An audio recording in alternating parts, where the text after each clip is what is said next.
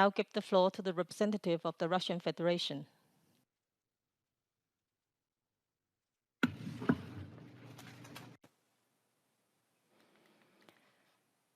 Thank you, distinguished President. First of all, I'd like to express my disappointment in connection with the fact that our meeting today is once again taking place in a virtual format. Even though we are deeply convinced that nothing is preventing us from returning to our customary in-person meetings, and this needs to be done in the Security Council chamber, which meets all the requirements for social distancing, which is necessary due to the coronavirus pandemic. This would be an important signal to the entire international community, one that is very awaited from us. We ask the Chinese presidency of the Council to take immediate measures so that our Council can return to its traditional forms and methods of work. Distinguished colleagues, unfortunately, the predictions that we voiced at the last meeting have come true. In April, at its 25th session, the Conference of the States Parties, at the behest of a number of Western delegations, took the decision to suspend the rights of the Syrian Arab Republic in the organization. To this end, our Western colleagues once again violated the norms of the CWC and the longstanding practice of consensus customary in the OPCW. The draft of the decision was submitted to the CSP without prior consideration by the Executive Council as required by the CWC and was put to a vote. Our Western colleagues are already trying to boast about the numbers, as we just heard from the representative of the United States. But the fact is that less than half of OPCW member states voted for this document. And Rick, on the issue of how, to what extent Russia's position is taken into account, I would like to note that when it comes to the current council membership, only 6 Western states supported that document. The rest were either against or abstained. And the same position was taken by a number of former members of the council who attended council meetings last year on the Syrian chemical dossier and who are familiar with the situation from the inside out. There's no further comment necessary. This is a completely unprecedented decision. For the first time ever, a sovereign state that observes the convention in good faith has had its rights suspended in the OPCW. Another blow has been dealt to the OPCW's credibility, and the consequences of this irresponsible step have yet to be fully grasped. After all that has happened, those behind the anti-Syrian campaign seeking to make Syria an outcast in the OPCW, do they really expect to be able to continue business as usual with Damascus? It has now become even clearer that the Western backers of this decision are not really trying to ensure that no one uses chemical weapons on Syrian territory. Their true intention is to provoke Damascus to take drastic steps and thus to achieve their own political objectives.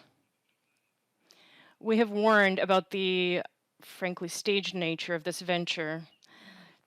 The work of the inspection teams of the Technical Secretariat has been tailored for several years now towards this punitive decision of the CSP. As we know from eyewitnesses, foreigner inspectors, including those who spoke in the council, this was done by the Technical Secretariat leadership under pressure from Western delegations. The result was flagrant violations corroborated by independent experts during investigations into the April 2017 Han Che-kun and April 2018 Duma incidents, as well as outright fudging of the conclusions of the fact-finding mission on the matter, and the practice of repressing and intimidating free thinkers who refuse to participate in this forgery.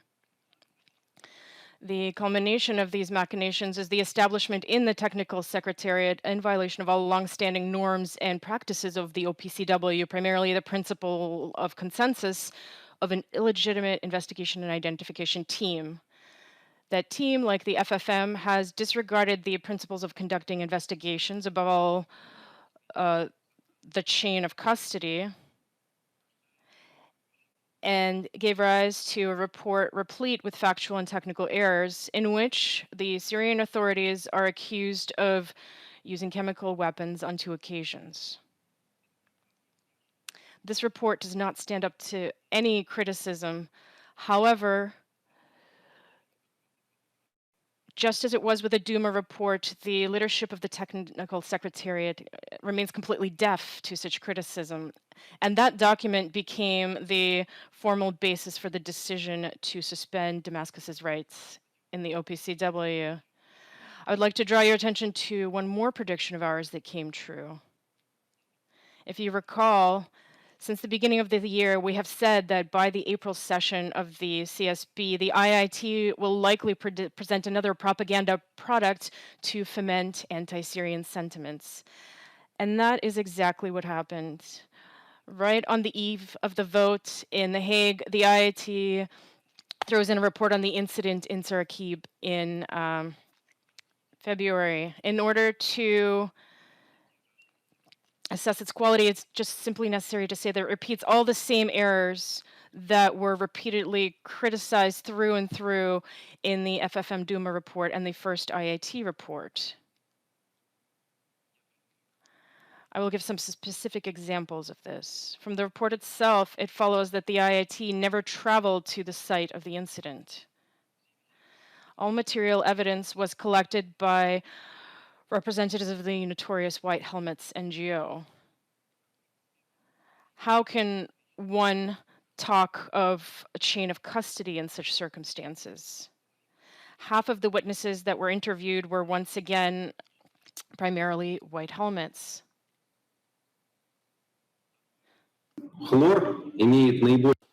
Secondly, chlorine has the most harmful effect when it is used in large quantities. During the First World War, in order to deal serious harm to the French army, Germany used 180 tons of chlorine. In Sarakib, the IIT is referring to the alleged use of only 1 cylinder of chlorine, as a result of which 12 people received light injuries who were discharged from hospital 2 hours after arriving there. Now, from this point of view, from the point of view not even of military tactics, but from the point of view of common sense, why would Damascus have used chlorine in Sarakib and been presented thus to international criticism if it would not have brought them any military or any other advantage? And that's without even mentioning the trifling but still glaring inconsistencies. It's suffice it to refer to the cylinder, which managed to become half rusted less than 12 hours after hitting the ground. We have a lot of questions like this, and we will present them in detail once our specialists have concluded their analysis. Distinguished colleagues, I would like to recall a quote from the Council ARIA formula meeting on the 16th of April by the independent journalist Aaron Mate. He recalled something that was said by the former press secretary of the OPCW, Mr. Lujan, who in 2013 said that the organization would never study samples that had not been collected by its inspectors in the field. And yet, what do we see today? The Technical Secretariat is openly violating its own stated principles and has no problem admitting this in its report. How can we have any confidence in its work in these circumstances? But in the new IIT document, there is a further element that defies all reason. In one of the paragraphs, it states that one of the most likely motives for the airstrike involving chlorine was, and I quote, punishment for the downing of a Russian Su-25 aircraft by fighters. And yet the IIT concludes this with reference to some anonymous military experts. We expect the OPCW leadership to provide exhaustive explanations as to why the Technical Secretariat, which its leadership asserts conducts strictly technical analyses, is so demonstratively going beyond the bounds of its mandate and engaging in blatant fabrications. Of course, it would be logical if this and many other questions, including those that we asked in December last year, and which still have not been answered, were answered by the Director General of the OPCW himself, Mr. Arias.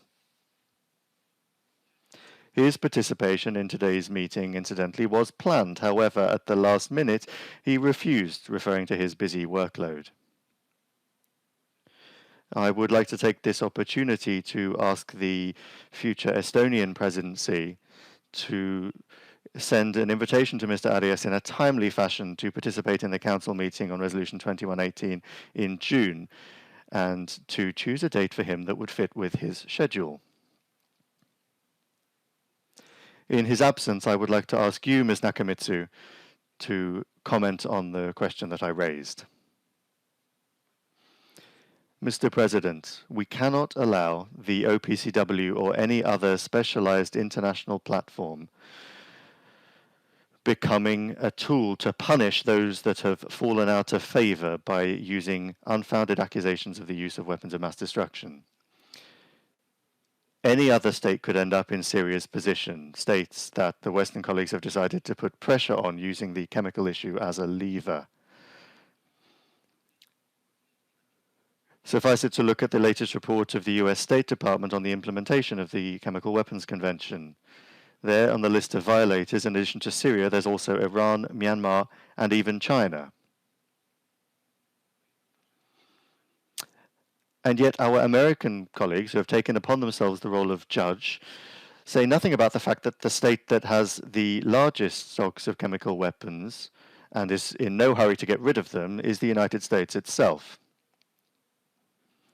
What's happening in Syria today is a glaring example of double standards and unacceptable politicization of the work of independent entities that are supposed to serve the purposes of the non-proliferation of weapons of mass destruction.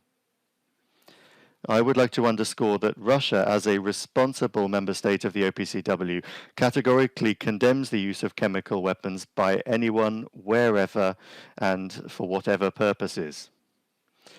We comprehensively support the OPCW and have done since it was founded with our direct participation. That is why we have an interest in getting to the bottom of all of this. Far too many questions have accumulated.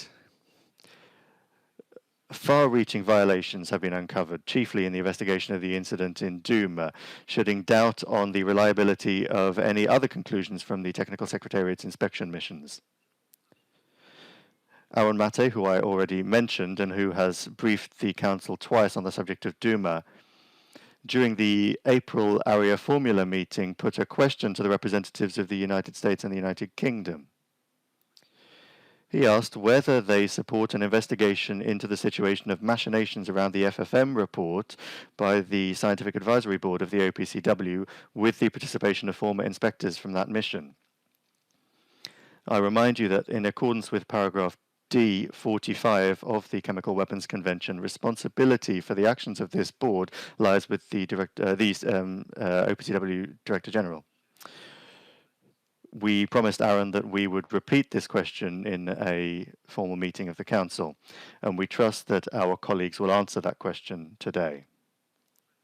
Distinguished colleagues, in conclusion, I would like to underscore that in order to rectify the current dire situation in the OPCW, actually not a great deal would need to be done. It would be enough for its Technical Secretariat to do its job, to impartially monitor states' implementation of the CWC's provisions, and to conduct professional, unbiased investigations, and for member states to not interfere in its work. That is to say, for the provisions of the CWC to be fully complied with, where all of this is clearly and precisely outlined. Colleagues, compliance with the CWC is the only thing that Russia is calling for, and so it's twice as strange to hear from our Western colleagues accusations of attempts to shake and undermine the authority of the OPCW.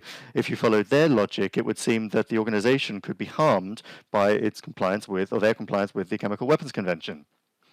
It's extremely strange logic. We are fighting to restore the good name of the OPCW and trying to get the leadership to answer questions that are of concern to all of us.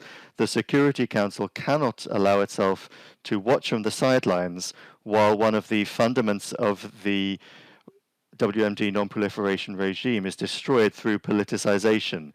The fight for restoring confidence in the OPCW and strengthening its authority is a common undertaking, and we hope that common sense members of the Council will support us in this.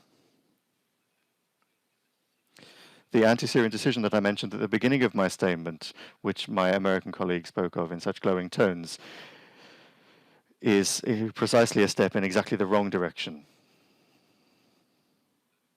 Thank you for your attention.